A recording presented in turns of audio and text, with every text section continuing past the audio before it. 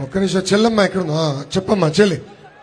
Sir నా పేరు జ్యోతిక, మాది కృష్ణేపాలెం గ్రామం.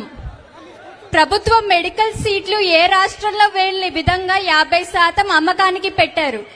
ప్రతిభ ఉన్న పేదవాడు డాక్టర్లు కాలేరా?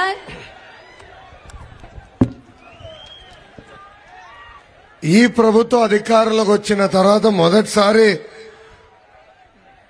ప్రభుత్వమే ఏకంగా మెడికల్ సీట్లు అమ్మే పరిస్థితి తీసుకొచ్చారు.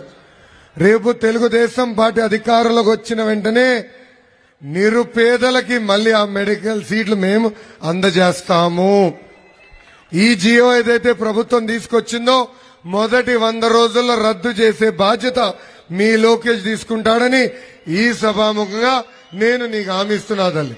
జగన్ టైంలోనే వాటిట్లో యాజమాన్య కోటా పెట్టినటువంటి రాక్షసుడు అని చెప్తున్నారు. మనం ఎన్నికల్లో ఏం హామీ ఇచ్చాం? ఆ యాజమాన్య కోటా తీసేస్తామని చెప్పాం. శాంతం కాలేజీలో తీసేస్తే కరెక్ట్ అవుతుందా? పీపీపీ అంటే ఏంటి? ప్రైవేటోడు నడిపే హాస్పిటల్, ప్రభుత్వ హాస్పిటల్ ప్రైవేటోడు నడపడం. సింపుల్ లాజిక్ అది. ప్రభుత్వ హాస్పిటల్ ప్రైవేటోడు నడిపేది ఏంది? ప్రభుత్వ డబ్బులతో కట్టడం ఏంది? ప్రైవేటోడు పట్టుకుపోవడం ఏంది? అది వాడు చేసేదేమో 100 రూపాయలు పెట్టేసి 1,00,000 రూపాయలు ఆస్తి నొక్కేయడమా? మేనేజ్మెంట్ కోట ఎందుకు పెట్టారు? ఇప్పుడు ప్రైవేట్ కాలేజీలో మేనేజ్మెంట్ కోట ఎందుకు పెడుతున్నారు? ఆ కాలేజీ మెయింటెనెన్స్ కోర్టులు కూడా అంగీకరించినాయి. అలాగే ప్రభుత్వ కళాశాలకి ఎంత సిస్టమేటిక్గా తీసుకొచ్చారు. ఆ ప్రభుత్వ కాలేజీ నడవడానికి మేనేజ్మెంట్ కోటా కింద కొన్ని సీట్లు, ఆ మేనేజ్మెంట్ కోటా డబ్బులతో ఆ కాలేజీ నిర్వహణ. ఇంకా ప్రభుత్వానికి భారం ఏంటి? ప్లస్ గవర్నమెంట్ కాలేజ్ ఎక్కడ ఉంటుంది? గవర్నమెంట్ హాస్పిటల్ ఎక్కడ ఉంటుంది? తక్కువ రేటుకే వైద్య విద్యార్థులు చదువుకోగలుగుతారు.